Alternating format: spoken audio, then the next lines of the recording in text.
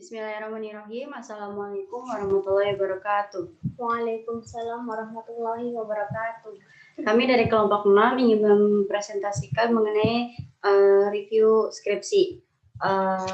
Sebelumnya saya akan memperkenalkan anggota, yaitu dengan saya sendiri, Lindawati. Dan saya sendiri, Elia Mawarni.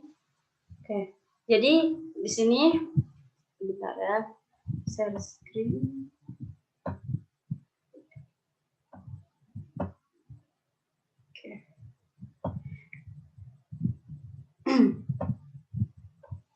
Kami akan menjelaskan tentang jurnal yang berjudul Model Penerimaan dan Pemanfaatan Teknologi yang diterbitkan pada tanggal 8 Mei 2020 oleh Fajar Arianto, Lamijan Hadi Susarno, Utari Dewi, Alfi Fatimatus Safitri, yang diterbitkan dari Universitas Negeri Surabaya. Oke, yang pertama saya menjelaskan e-learning itu apa sih? Jadi e-learning itu merupakan pembelajaran dengan memanfaatkan teknologi informasi dan komunikasi atau TIK. E-learning merupakan pembelajaran melalui perangkat elektronik yang menggunakan teknologi sebagai media untuk interaksi online dan untuk mengakses informasi. Nah, dari keberhasilan pengguna e-learning itu sendiri dipengaruhi oleh beberapa faktor. Nah, salah satunya adalah TAM, yaitu teknologi acceptance model, yang merupakan model yang dikembangkan oleh Davis pada tahun 1989 yang digunakan untuk mengetahui penerimaan dan penggunaan atau pemanfaatan teknologi. Tujuan dari TAM itu sendiri adalah untuk memberikan penjelasan tentang faktor-faktor penentu penerimaan komputer secara umum, maupun menjelaskan perilaku penggunaan di berbagai teknologi, komputasi, penggunaan akhir, dan populasi penggunaan, hemat waktu, dan secara teoritis dibenarkan. Kemudian, dari penelitian itu sendiri, menggunakan subjek yang berjumlah 262 mahasiswa. Oke, maaf ada sedikit kesalahan, 262 mahasiswa. Nah, adapun hasil dari penelitian ini dari pengguna e-learning ini adalah satu, persepsi pengguna e-learning berpengaruh kuat terhadap sikap penggunaan e-learning. Yang kedua, persepsi kemudahan berpengaruh kuat terhadap sikap penggunaan e-learning. Yang ketiga, persepsi penggunaan berpengaruh sedang terhadap perilaku pengguna e-learning. Yang keempat, persepsi kemudahan berpengaruh sedang terhadap perilaku pengguna e-learning. Dan yang terakhir, sikap pengguna e-learning yang kuat berpengaruh terhadap perilaku pengguna e-learning. Pengguna e-learning itu sendiri harus memperhatikan sikap penggunaan terhadap teknologi yang digunakan dan persepsi penggunaan terhadap kemudahan penggunaan. Selanjutnya, e-learning bisa mencakup pembelajaran yang dilakukan di media elektronik atau internet, baik secara formal maupun informal. Jadi e-learning itu sendiri bisa dicakup melalui dua hal, yaitu formal maupun informal. Nah, contoh dari formal itu sendiri adalah pembelajaran dengan kurikulum. Seperti saat kita sedang kelas, itu kan kita bisa, kalau seperti yang di UM-nya itu, ketika guru tidak bisa hadir dalam perkuliahan secara offline, maka akan digantikan dengan online, yaitu dengan e-learning itu sendiri. Nanti guru akan memberikan, dosen itu sendiri akan memberikan tugas seperti itu kepada mahasiswanya. Dan juga silabus, mata pelajaran, dan tes yang telah diatur dan disusun berdasarkan jadwal yang telah disepakati pihak-pihak terkait atau pengelola e-learning dan pembelajar sendiri. Mengelola e-learning itu sendiri seperti dosen, dan pembelajar itu sendiri seperti mahasiswa. Nah,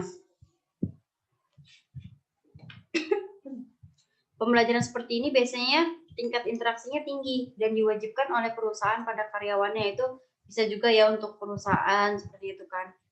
Atau pembelajaran jarak jauh yang dikelola oleh universitas dan perusahaan-perusahaan, atau biasanya perusahaan konsultan yang memang bergerak di bidang penyediaan jasa e-learning untuk umum. Jadi biasanya yang menggunakan itu kalau karyawan itu bergerak di bidang konsultan. Sementara untuk universitas biasanya seperti saat pandemi seperti ini kan perkuliahan jarak jauh, jadinya menggunakan e-learning seperti itu. Nah, e-learning itu sendiri bisa dilakukan secara informal dengan interaksi yang lebih sederhana, misalnya melalui sarana mailing list, newsletter, atau website pribadi. Organisasi dan perusahaan yang ingin menyoasialisasikan program pengetahuan atau keterampilan tertentu kepada masyarakat luas atau biasanya tanpa memungut biaya.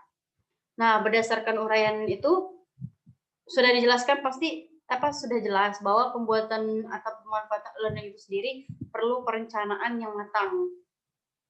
Nah, konsep learning pada saat ini itu terlepas dari teknologi, tetapi banyak diarahkan pada kemungkinan keluasan difusi dan koneksi konten.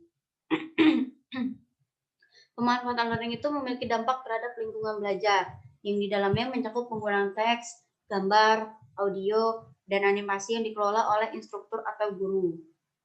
Nah, keberhasilan penggunaan teknologi atau TIK itu dipengaruhi oleh beberapa faktor juga, yaitu faktor eksternal kegunaan, kemudahan penggunaan, sikap dalam menggunakan, penggunaan dengan baik, dan sistem yang digunakan. Selanjutnya akan dijelaskan oleh teman saya, oleh partner saya, yaitu Elia Mawarni. Silakan.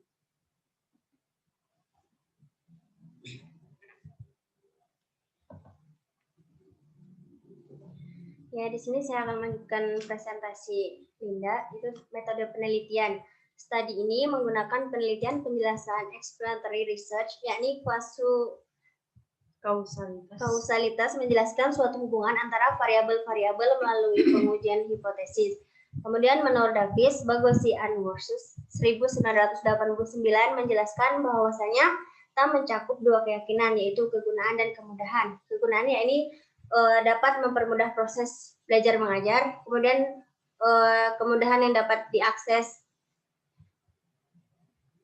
kemudian yang memiliki relevansi utama untuk perilaku penerimaan komputer. Kegunaan yang dirasakan didefinisikan sebagai probabilitas subjektif.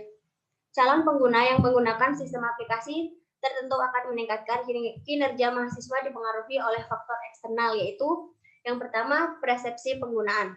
Apa itu persepsi penggunaan? Persepsi penggunaan adalah faktor persepsi yang berhubungan dengan penggunaan e-learning mampu meningkatkan kinerja mahasiswa, meningkatkan efektivitas perkuliahan, dan sekaligus juga meningkatkan produktivitas. Kemudian yang kedua, persepsi kemudahan. Persepsi kemudahan menggunakan e-learning di dalam perkuliahan meliputi interaksi e-learning dengan mahasiswa. Jelas dalam perkuliahan, aplikasi e-learning yang digunakan memudahkan mahasiswa dalam mendapatkan yang diperlukan dan aplikasi e-learning yang mudah digunakan. Kemudian yang ketiga, sikap. Sikap ini sangat mempengaruhi keberhasilan penggunaan e-learning dalam perkuliahan. Faktor sikap ini meliputi sikap terhadap kemenarikan perkuliahan, menyenangkan dalam belajar dengan e-learning, menyukai e-learning, dan mengharapkan tiap mata kuliah menggunakan e-learning. Kemudian yang terakhir, perilaku. Perilaku penggunaan e-learning diharapkan merubah perilaku mahasiswa dalam belajarnya. Perilaku yang diharapkan yaitu keaktifan dalam perkuliahan. Kemudian, next. Hasil dan pembahasan dari model-model penerimaan dan pemanfaatan teknologi, yakni yang pertama, penggunaan e-learning perkuliahan menunjukkan hasil bahwa variabel persepsi pengguna dan kemudahan berpengaruh kuat terhadap variabel sikap. Yang kedua, sikap pembelajar dalam kegiatan oleh persepsi kegunaan dalam kegiatan pembelajaran. Dan yang terakhir, penggunaan e-learning mampu meningkatkan kinerja dalam perkuliahannya, harus terlacak yang digunakan untuk membedakan antara mahasiswa yang berprestasi, rata-rata, atau lambat. Mungkin cukup sekian presentasi yang dapat kami sampaikan. Kurang lebihnya kami mohon maaf. Thanks. Wassalamualaikum warahmatullahi wabarakatuh.